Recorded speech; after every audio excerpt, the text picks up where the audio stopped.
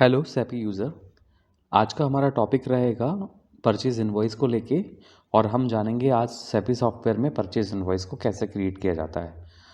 तो आपके सामने जो आपके सामने विंडो शो हो रहा है, देखिए इसमें बॉक्सेस के अंदर मास्टर, सेल, परचेज़, वाउचर, ये काफ़ी सारी लिस्टिंग है ऑलरेडी।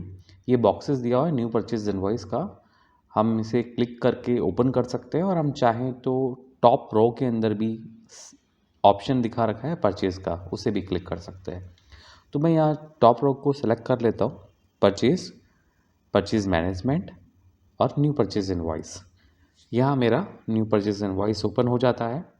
परचेज़ मैनेजमेंट में सबसे पहला मैं यहाँ पे डेट सेलेक्ट कर लूँगा, जिस दिन मेरे को डेट पे को जो भी मेरे पास परचेज़ इनवॉइस जहाँ पे मुझे क्रिएट करना है, उसके बाद में एंटर प्रेस करने के साथ साथ मैं सीरीज़ पे आ जाऊँगा। जिस सीरीज़ से मुझे बिल यहाँ बनाना है, सीरीज़ सेलेक्ट कर लेता हूँ। सीरीज़ आप कैसा भी बना सकते हैं बिल के अंदर। सप्लायर का नाम यहाँ सेलेक्ट करना पड़ेगा, जिस सप्लायर से आपको वो जो परचेज़ का इनवॉइस आया है। तो मैं यहाँ पे सप्लायर का नाम ऐड कर लेता हूँ, सुंदर बैंड्स मैंने यहाँ पे सेलेक्ट कर लिया है। और एंट्री नंबर पे मेरा इनवॉइस नंबर मैंने डाल दिया 1। इनवॉइस डेट जो भी आपका बिल इनवॉइस रहता है परचेज़ का, वो आप मेंशन कर सकते हैं।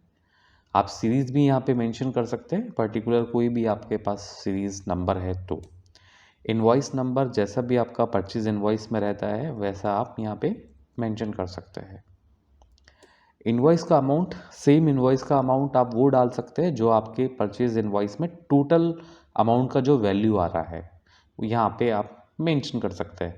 जैसे फ़िलहाल मैं यहाँ पे मेंशन कर देता हूँ 30,500 मेरा जो बिल है उसका टोटल वैल्यू। एंटर। और ट्रम्प्स यहाँ पे मैंने क्रेडिट किया है अभी, रिवर्स में नो रखूँगा, ऐड। अब आपके पास में परचेज आइटम का यहाँ विंडो ओपन हो जाएगा, जिसमें कोई भी तरह का प्रोडक्ट है आपके पास में एग्जिस्टिंग है आपके पास, आप बारकोड से भी इसको एंटर कर सकते हैं। और चाहें तो आइटम भी आपके पास जो परचेज आया है एग्जिस्टिंग आइटम है, यहाँ पे आप ऐड कर सकते हैं। आइटम ऐड करने के लिए यहाँ एंटर करूँगा आइटम पे, तो ऑटोमेटिकली मेरा आइटम पे एंटर हो गया। अभी देखिएगा मेरा स्टॉक है वो ज़ीरो है अमूल घी वाला। तो चलो मैं पहला अमूल घी 100 ml ही मंगा लेता हूँ। उसके लिए मेरे को अमूल घी 100 ml को सेलेक्ट करना है, ज़ीरो स्टॉक है। जैसे मैं क्लिक करूँगा ऑटोमेटिकली ये बैच पे चला जाएगा। आपके बिल में जो भी बैच लिखा होगा आप चाहें तो उसे मेंशन कर सकते हैं, और यदि कोई बैच नहीं है तो हमारा सिस्टम बैच को ऑटोमेटिकली जनरेट कर लेता है। आप एंटर प्रेस कर लेंगे, देखिए ये ऑटोमेटिकली बैच इसने सेलेक्ट कर लिया, जनरेट कर लिया। परचेस इनवॉइस में आप पर्टिकुलर जिस आइटम का बिल बना रहे हैं, जिस आइटम को आप इसमें ऐड कर रहे हैं, उसका एक्सपायरी भी मैनेज कर सकते हैं। यहाँ पे एक्सपायरी डिटेल्स मैंने यहाँ पे मान के चलो, मैंने यहाँ पे कर दिया 01/2024 का एक्सपायरी डेट है। क्वांटिटी में यहाँ पे जो मैंने मंगवाया था वो 50 है, और फ्री क्वांटिटीज़ में मेरे पास कुछ आया नहीं, इसलिए मैंने एंटर नहीं किया। यहाँ जो MRP ऑप्शन आ रहा है, यहाँ पे आप जो प्रोडक्ट का MRP है वो भी यहाँ पे डाल सकते हैं। अभी जैसे 77 मेरा जो MRP है पहले से इसमें ऐड था, 77 मैं यहाँ रखता हूँ। और मेरे को जो बेस सेल प्राइस को MRP पे सेल करना है, तो आप कुछ भी कर सकते हैं, चाहे तो MRP रख कर सकते हैं या फिर जो भी बेस ऑफ सेल प्राइस है आप कर सकते हैं। मैं यहाँ MRP सेलेक्ट कर लेता हूँ। सेल चेंज, यस, MRP मैंने इसलिए किया है।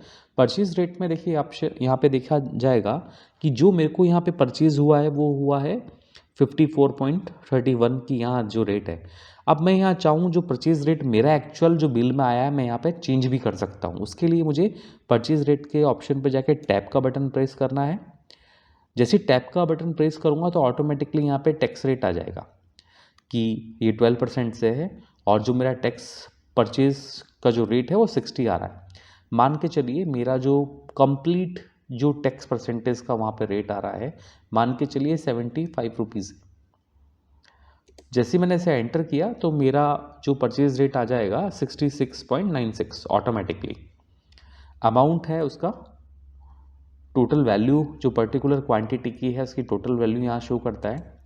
मेरे बिल में यदि कुछ बिफोर टैक्स कोई भी तरह का स्कीम है या डिस्काउंट है या बिल में कुछ लेस अमाउंट करके कुछ दिया हुआ है तो मैं यहाँ पे इन कॉलम में मेंशन कर सकता हूँ। और उसके बाद में देखिए कॉस्ट प्राइस भी आ चुका है आपका जो आपको लगा है।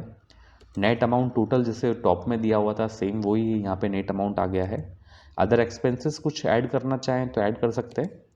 नेट प्राइस जो मेरा रहेगा 6696 जो मेरा परचेज रेट था वो यहाँ पे दिखाया है। और जो सेल प्राइस था मैं यहाँ सेलेक्ट कर सकता हूँ कि मेरा सेल्स प्राइस क्या रहेगा। अभी जो सेल प्राइस यहाँ पे दिया हुआ है मैंने इसको 75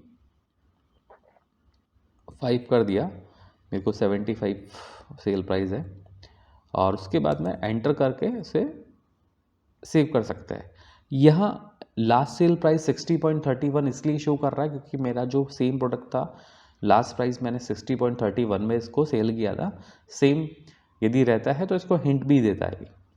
अभी मैं इसको ओके कर लेता हूँ और यहाँ पे कंट्रोल एस करने के साथ मेरा बिल सेव हो जाता है।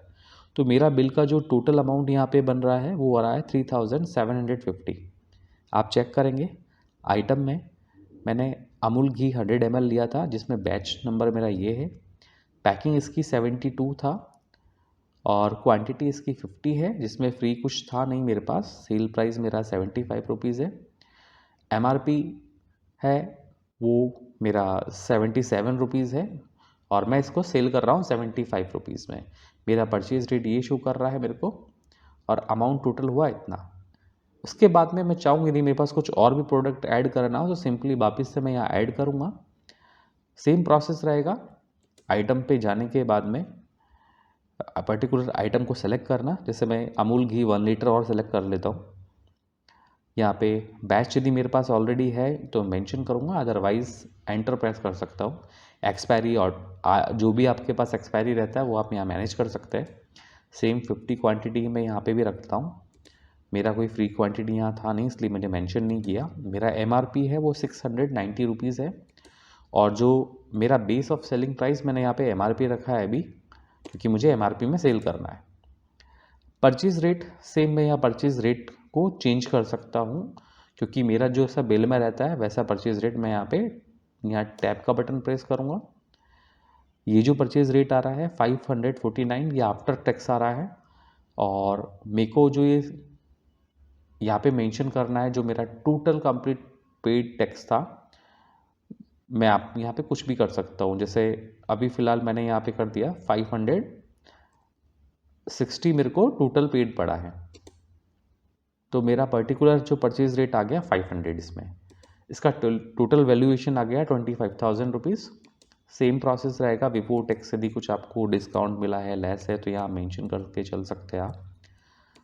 मिसलिनियस आपको यहाँ पे शो करेगा, कॉस्ट प्राइस शो कर रहा है। अदर एक्सपेंसेस कुछ होता है तो वो भी देख सकते हैं। मेरा net amount number of quantity का 25,000 रुपीज़ आ चुका है। अदर एक्सपेंसेस भी आप मेंशन कर सकते हैं यदि उसमें मेंशन हो तो। और उसके बाद सिंपली यहाँ पे देखिएगा नेट प्राइस दिखा रहा है 500 रुपीज़ जो मेरा परचेज रेट है। अब सेल प्राइस इसमें दिखाया गया है 616 दिखाया गया है तो मैं इसको जिस सेल प्राइस में सेल करना चाहता हूँ मैं आप यहाँ पे एंटर भी कर सकता हूँ। और मेरे को जैसे 650 में इसको सेल करना है तो मैंने बिफोर टैक्स का अमाउंट यहाँ पे ऐड कर दिया या फिर जो भी आप यहाँ पे ऐड करना चाहते हो वो आप ऐड कर सकते हो। अभी मैं सेम ही ऐड करूँगा। लास्ट सेल जो प्राइस था इस सेम प्रोडक्ट का वो 540 था। कंट्रोल एस करके मैंने इसको सेव कर दिया। अब देखिएगा यहाँ पे दोनों जो भी मैंने ऐड किए थे आइटम यहाँ ऐड हो चुके हैं और उनका जो वैल्यू आ रहा है वो आ रहा है 31,750। अब जैसे ही मैं इस बिल को सेव करता हूँ तो ये मुझे वार्निंग देता है सिस्टम कि आपने जो इनवॉइस अमाउंट यहाँ पे ऐड किया था जब आप बिल क्रिएट कर रहे थे, नंबर ऑफ टोटल बिल का अमाउंट था 30,500 बट यहाँ पे मुझे डिफरेंस अमाउंट आ रहा है 1250 का। ये बेसिकली इसलिए आ रहा है क्योंकि यदि मेरे बिल में कोई प्रॉब्लम है, यदि मैंने इनवॉइस का जो अमाउंट है वो कंप्लीट सही डाला है, तो मेरे को जो भी आइटम में मैंने वहाँ पे कुछ भी एंट्री किया है वो मिसमैच हो सकता है।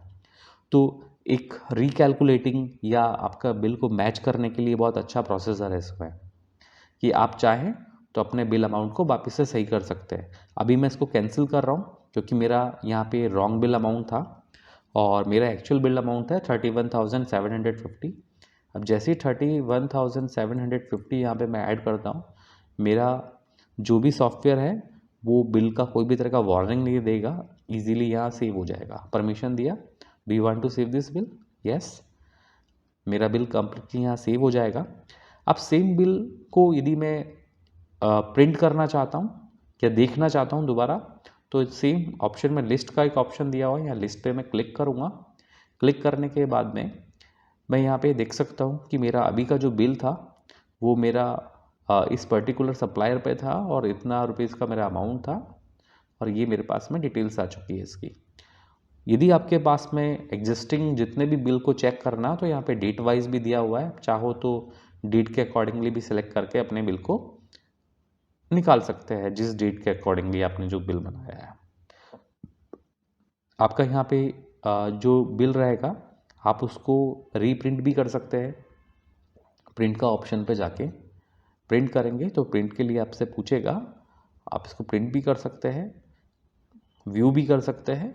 आपके पास यदि ये बिल गलत आपसे बन चुका है या फिर कुछ प्रॉब्लम आ रहा है तो आप इसको एडिट भी कर सकते हैं और यदि आप चाहो तो सेम बिल को डिलीट भी कर सकते हैं। अभी मैं इसको अपडेट कर देता हूँ क्योंकि मेरा बिल सही है। अभी मेरा बिल यहाँ पे कंप्लीट है तो मैं इस विंडो से बाहर आ जाऊँगा, उसके लिए मैं इसको क्लोज़ कर देता हूँ। अब यहाँ जो परचेज मैनेजमेंट में हम दोबारा आ चुके हैं। अब जो भी अलग तरह का जो भी आपके परचेज के बिल हैं, कुछ और एंट्री करने हैं वो आप यहाँ से कर सकते हैं। Thank you.